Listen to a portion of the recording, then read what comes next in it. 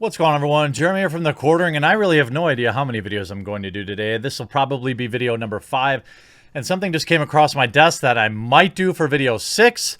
I don't know. I hope you're enjoying the increased coverage. I don't know how long I'll be able to keep this pace up, but at least for the immediate future, I've got a job to do, and that's to keep people distracted. So I hope it's working. If it is, always appreciate you leaving likes and comments on the videos and sharing them on Twitter. And sharing them on Twitter. It's very, very helpful. So if you haven't been following the Persona 5 hullabaloo, you've missed a wonderful, wonderful trash fire of fake offense given by people who aren't really offended by anything. Atlas, the producer of Persona 5, was basically browbeat into having to change the game. A tiny scene that I guess a part of a vocal minority of a small community was very upset about. They made the change, and this may shock you. Hold on your hats, everybody. This may shock you. They still weren't happy. I know, right? I can't believe it either. Atlas tried and failed to fix Persona 5's most controversial scene. The updated scene is slightly better, but the core issues remain. Persona 5 developer Atlas once made an announcement about an upcoming English version of the game that had fans of the Japanese role-playing game hopeful and excited. The developers acknowledged in an interview that the controversial scene in the original Persona 5 depicted two of the game's only gay characters as she puts it, predators, and that they knew it didn't go over well with many of the game's fans. I doubt it. Like 7 of them, I'm guessing. But they didn't stop there. They promised that they were making changes to the dialogue to try and fix the situation in Royale. They wanted a second chance to get the moment in the game right, or at least less offensive, it seemed. So how well did they do? By the way, you should have just cut it. That's what I would do. Now, here's where we get to the part where this game's journalist provides their credentials.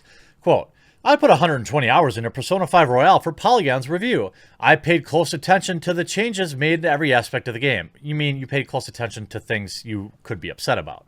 And I'm not sure that the revisions to the scene in question make much of a difference.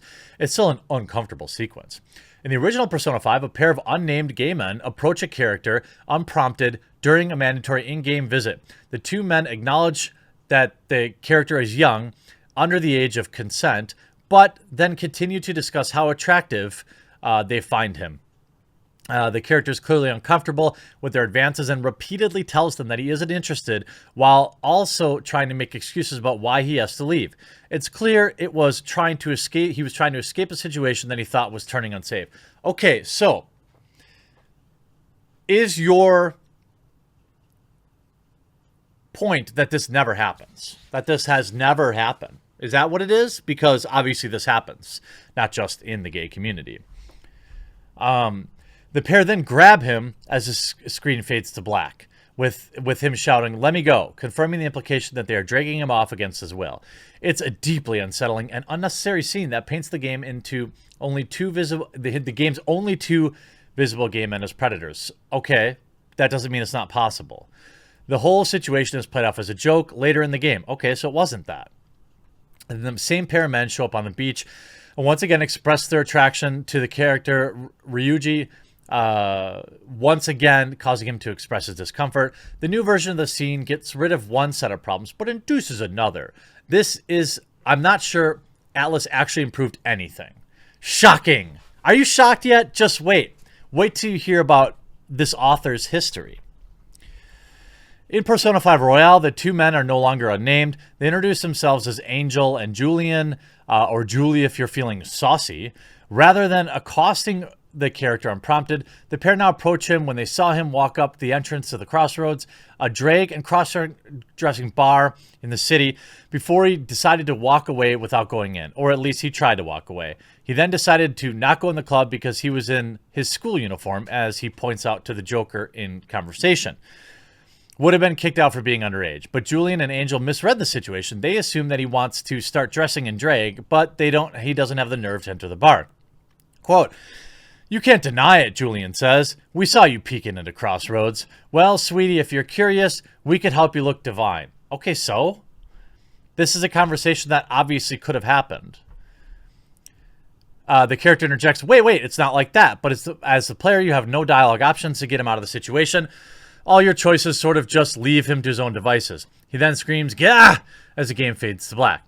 The scene no longer revolves around the couple pressuring him into a spicy type of situation because they are attracted to him, but they do still pressure him into a situation he's uncomfortable with. Again, so it could be part of the story.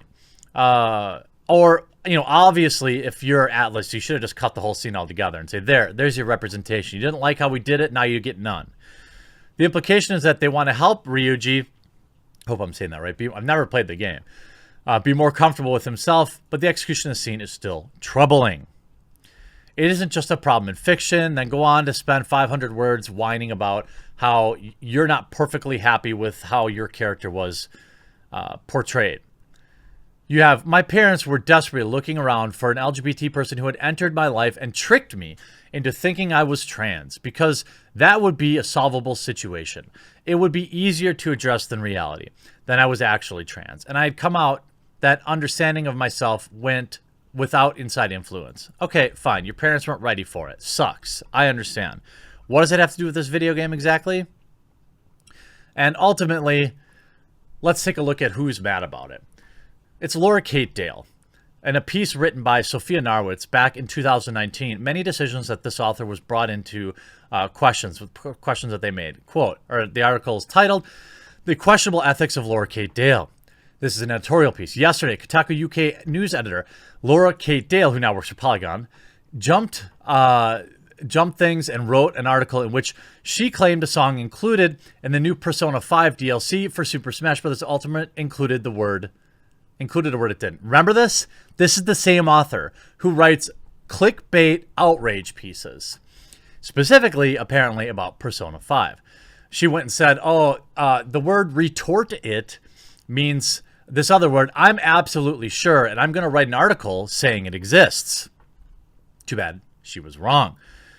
Following the article, Laura tweeted that she was taking in some time offline, a tweet that was worded in such a way people assumed she was looking for a pity party. It's also worth mentioning that here, as of 3 a.m. Central Time, more than half a day since the article went live, it is yet to be updated. The reason for this, as Kotaku UK has tweeted, is because a CMS gremlin popped up today. They are unable to get the update live. Well, I don't doubt the validity of the claim. The fact of the matter is, it wouldn't even have been a problem had they not published such a half-baked article in the sole purpose to stoke the flames of outrage and call-out culture.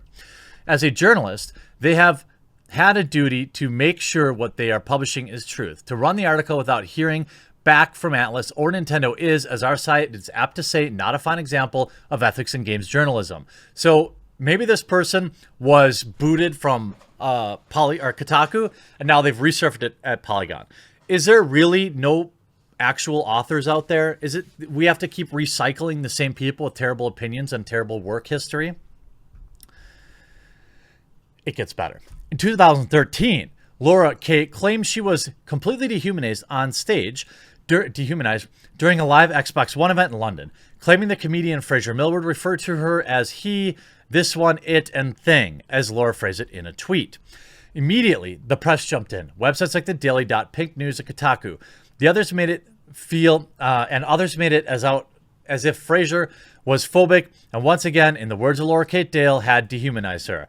The problem, you might be shocked, none of this happened. Fraser Millward at one point was referred to as this person, something Laura deemed as misgendering, ignoring that this person is gender neutral, and a phrase countless people use for a variety of reasons. Laura took this as an attack, then made up that he had also called her it, he, and thing, and slandered him online. She later retracted the claims in a joint statement with Fraser. The whole event was eventually swept under the rug, and Laura was able to continue her track towards becoming a games journalist, and it would appear there are no consequences for the right type of people. Let me reiterate, Laura Kate Dale blatantly lied about being called he, thing, and it. Nowhere did that happen, and she had to retract it. A handful of years later, she now writes for Kotaku. Let that sink in. Making everything yet even more absurd is that the above might not even be her craziest lie. During E3 2016, she claimed to have been kidnapped or almost kidnapped, something she would elaborate during a podcast with, of course, Jim Sterling. As the story goes, during the week of E3, she got an Uber from a hotel, and she should have been 10-minute ride, less than much longer. And then when the driver off her car passed her hotel and hit a button to say he dropped her off, only to keep driving while she was trapped in the backseat of a vehicle. Not saying this is impossible. This kind of thing does happen. The driver, she claims, stayed silent, ignored all her requests to stop, and eventually drove her to another town 30 miles south of her destination, where at a set of stoplights, she jumped out of the vehicle and ran away. Oddly, during this time, there's no mention of her trying to phone the police, or anyone for that matter. Naturally, you, the reader, must be asking, if this happened, clearly she filed a police report, right? Nope, because as strange as it is, she didn't want to deal with them. Though she claims she filed a report with Uber, she wouldn't provide any evidence of that. Yeah, okay, eye roll emoji squared 999 times. One of her excuses and blah, blah, blah. So she's a liar. And she has a long history of lying and using those lies to crowdfund things. And now she writes for Polygon after her disgrace at Kotaku. Why they keep recycling the same people, I'll never know. Stay mad, Laura. I'll be here to continue to call out your BS. Hope you enjoyed this video. We'll talk to you again real soon.